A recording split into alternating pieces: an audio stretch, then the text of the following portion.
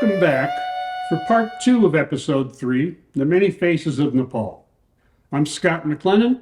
I've been a photographer in Nepal for approximately the last 20 years, and I'm just delighted to share these photos with you and show you the beautiful people that live in a country called Nepal, located in South Asia, also the home of Mount Everest, the tallest mountain on Earth. I hope I've put together a really interesting collection of photos for you today.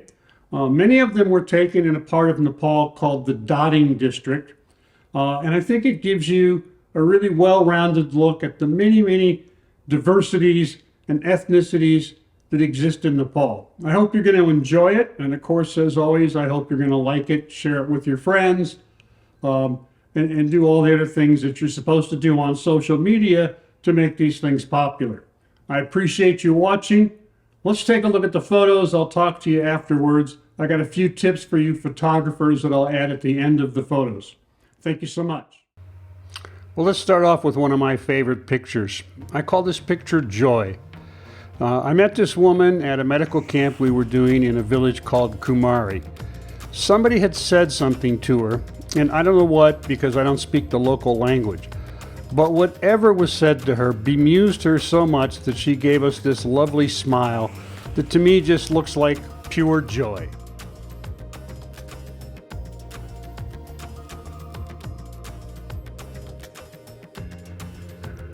Well, as long as we're looking at photos of people laughing and smiling, let's take a look at this one next. Again, this is someone I met at a medical camp. We used to do a lot of medical camps there in Nepal. Starting back in about 2005, I think, was our first one. This one was one we did in the Dotting District, and for the life of me, I can't remember the name of the village. But I saw this lady standing in line waiting to be seen by one of our doctors, and whatever she was doing, she was having a great time doing it. So I snapped her photograph.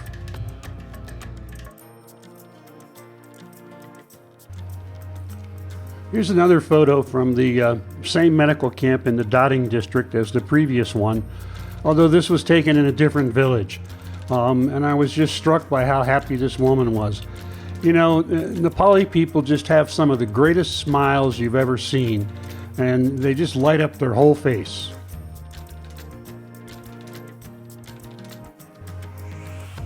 Speaking of smiles, this woman I met on the streets of Kathmandu. Now, I was literally just walking somewhere down the street, had my camera with me, and I saw her, and she had such an exotic look about her. But I was a little shy at first, and so I walked on past her. And just as I got a little bit past her, I turned around and said something to her. She turned back to look at me, and that's when I snapped this photograph. Then I did approach her and asked her if it was okay that I'd taken her photo. Of course, she wanted to see the photo on the screen on the back of my camera, which everyone wants to see their photo if you take it over there. And so I showed her the photo. She gave me her seal of approval on it, and there it is.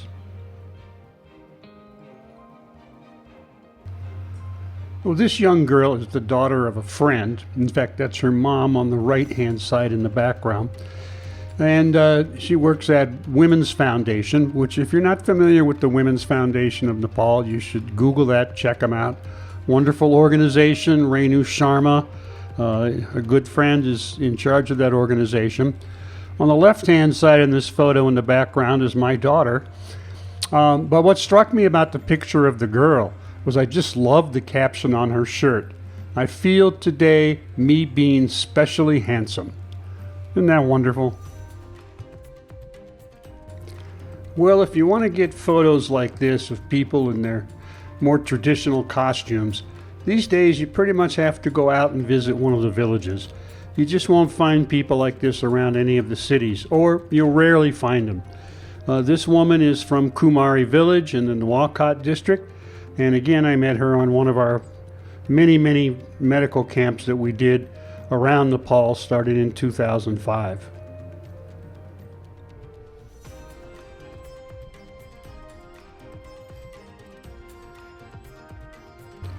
Here's another woman dressed in more traditional attire. Now she's from a predominantly Gurung village in the Dotting district called Patale. But as you can see, she's decorated up with her best jewelry, her headpiece, and the necklace around her neck. And those are very traditional for that particular ethnic group. I met this man just outside of a town in the Dotting district called Darki, and he kind of represents the traditional Nepali look.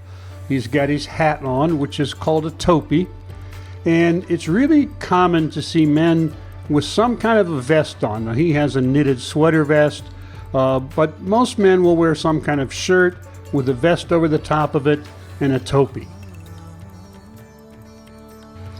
These handsome young fellows were attending a festival in the village of Manku, again in the Dotting district. Manku is the village where her farm is located.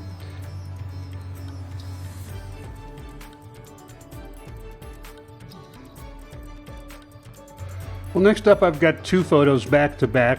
These are two young women who also are from Manku in the Dotting district, and they were at the same festival as the young boys in the photo before. They were performing on the stage and doing a dance number, and all dressed up in their costumes to do it. I'm honestly not sure where I took this photo, and I regret not having put that data in the photo when I first offloaded it from my camera to my computer. But it must have been Dasein, because she's got a big tika and she's got some money in her hand, and those are traditional things that happen during the festival called Dasein.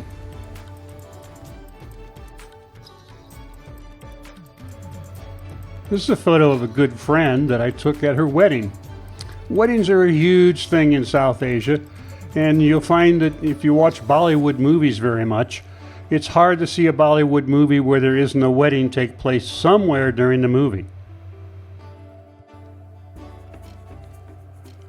I took this photo of this child when I was in Kathmandu, and I was struck by how much this child looked innocent and how much the child looked like someone who belonged in one of those movies about Buddha.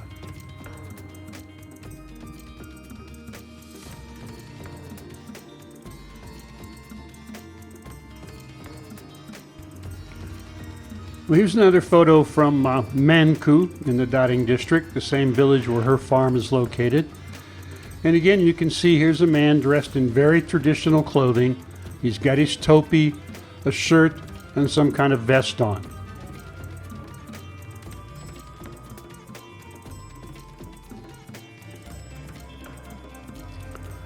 I ran across this gentleman when I was just out hiking a little bit outside of the town of Dotting Basi. I don't know who he is, I don't know why he was there, but he was just sitting alongside the trail as I was hiking by. And he looked so interesting and unique. I asked him if I could take his photo. He approved of that, and so there he is.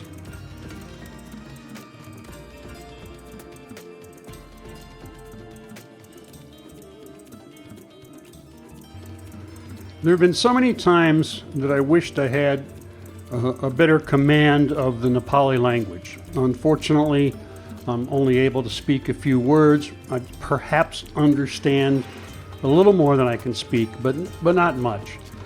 But this gentleman really struck me as someone who I would love to sit down and have a conversation with and find out more about his life.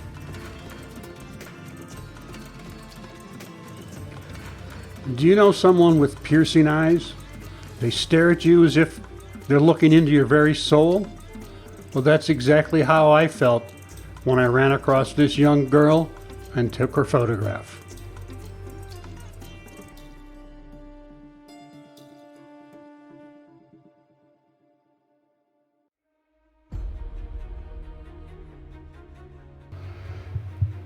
This will be the last photo for episode 3, part 2, The Many Faces of Nepal.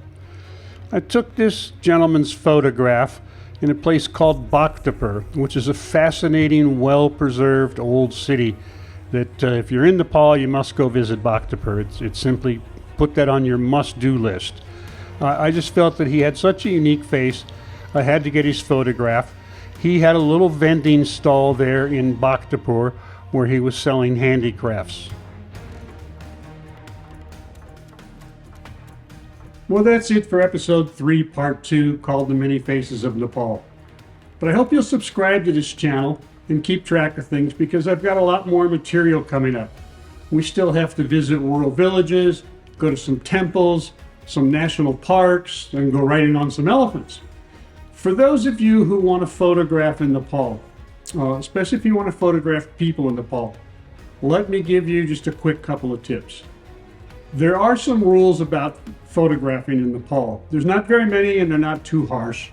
You're not allowed to take photographs of politicians or people like that without first asking their permission. You should always ask permission of someone when you're going to take their photograph, just to be polite. Now, unless you've got someone with you at the time you're out taking photographs that can speak the local language, can speak Nepali, that might be challenging for you. So let me tell you what I've done in the past, and it's always worked.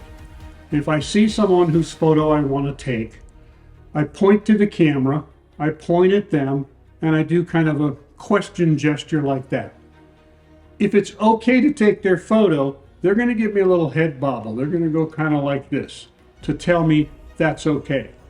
If it's not okay, and this has only happened once or twice, really in almost 20 years, I've only had one or two people refuse to have their photo taken.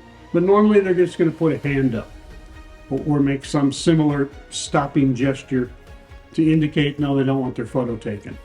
But I found, as I said, in 20 years of taking photographs there, I've only been denied the opportunity to photograph somebody once or twice that I can recall. Most people there are more than happy to let you take their photograph.